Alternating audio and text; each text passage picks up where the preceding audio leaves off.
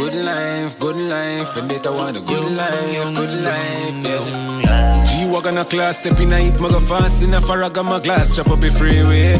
Money up, you have a flask, but if you... Hey TSWFX family, welcome to another episode of Forex Educational Notes.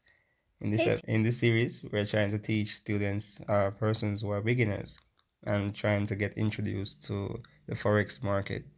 Last time we discussed what are candlesticks and candlestick patterns, and now in part 2, we're going to show how the candlestick patterns and the candlesticks are important on the chart, what they do, and how to identify them. This is a monthly time frame, and in the monthly time frame, we see that there's a downtrend occurring. Now, I already went ahead and used the horizontal ray tool to mark the previous low, which is here.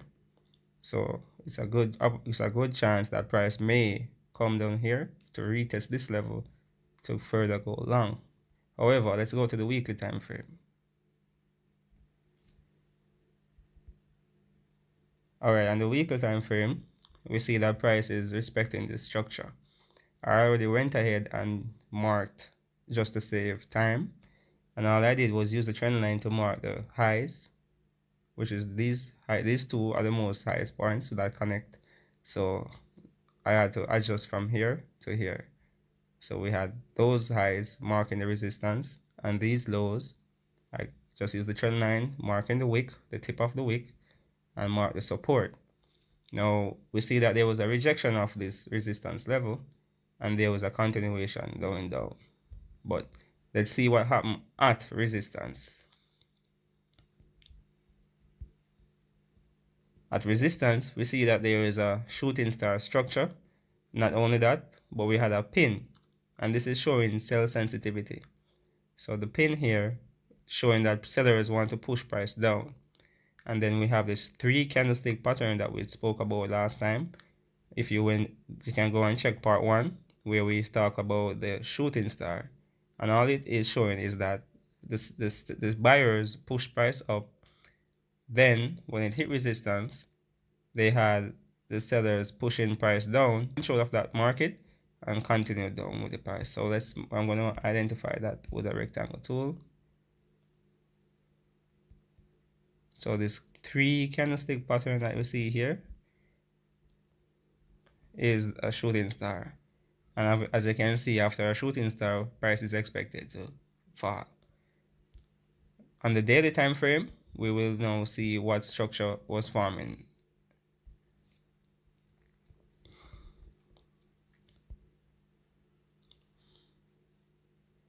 So on the daily time frame, we see that price had touched support, it's continuing up, and we see that there's a resistance level here, right? Price went down, retested that structure, and failed to break this level. So this is a resistance level on the daily time frame. We can mark that using a zone or supply demand. Supply zone, you have supply zones and demand zones, but we'll get to that in a later date. So we use the rectangle tool to mark those zones, which is a range of price to which price seems to respect. And normally we use the wicks of the candle. So we have that marked there, a rejection, and this rejection continued, found support. So we can even use that again, mark that support tool. Right in the region, right? So we had price retested this is a new support, retested this previous resistance, still failed. And what do we see? A strong bearish engulfing candle. And that strong bearish engulfing candle is on the daily time frame, which is a double top as well. So that's confluence, having multiple reasons to take the trade. So we had a retest, which is 1, a double top, which is 2, and a rejection, which is 3. So we had a bearish engulfing, and after that, price broke through this support level, and once support is broken, it now becomes resistance, and vice versa. So price came, found this support. Let's mark that support level.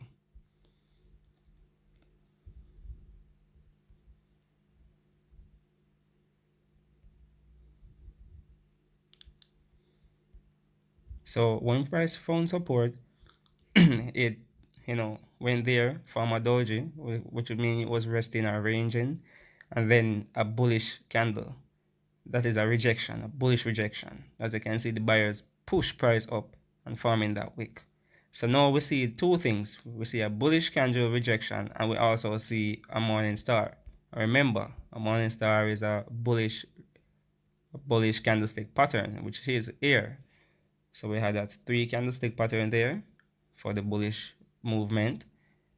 And this support now, which becomes resistance, we see that price went up there, wicked it a few times, rejected, went back to this support again to retest, and that's a double bottom, having what? A bullish pin. And here's a bullish pin right here. And what happened after that? Price went up. So we can see that there are two things that we're seeing occurring here: support, resistance, and the candlestick patterns. They all work together. Support, resistance, and the candlestick patterns all work together. So where you see the candlestick patterns are very important. Not only the fact that they have bullish or bearish signals, but where you see them is very important. All right. So okay, so on the 4-hour time frame, I went ahead and drew the support line, and I drew a resistance level here. Now look at the support line. You notice it's touching the wicks. So every time you see 2 touches, you use it as a reference point for predicting the next level of support.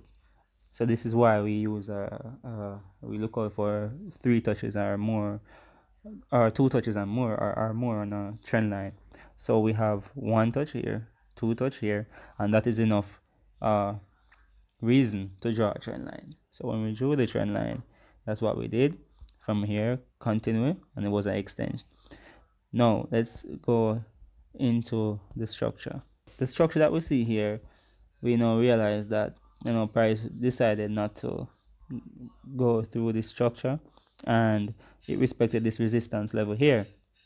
Now this resistance level here that we see, if we zoom into it, we'll see that price has some form of rejection here, which is 1, 2, 3 red candles, and that's called the 3 black crows. That is a bearish signal, and of course bearish signals are stronger when seen at resistance, right? So certain candlestick patterns that you see, they are more stronger at resistance level, and bullish candlestick patterns are more powerful at support level. So we can see that there was a strong impulsive break of the structure. Now what will normally happen on support is you will see price go there and reject it, and that creates wicks like this. But what we see happening here is the body of the candle passes through that structure. That means that the bears got full control. They have a lot of strength, and they push price through.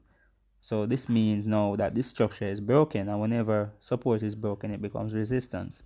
So what will normally happen after the break of a structure is we can expect a retest of that structure or some fib level.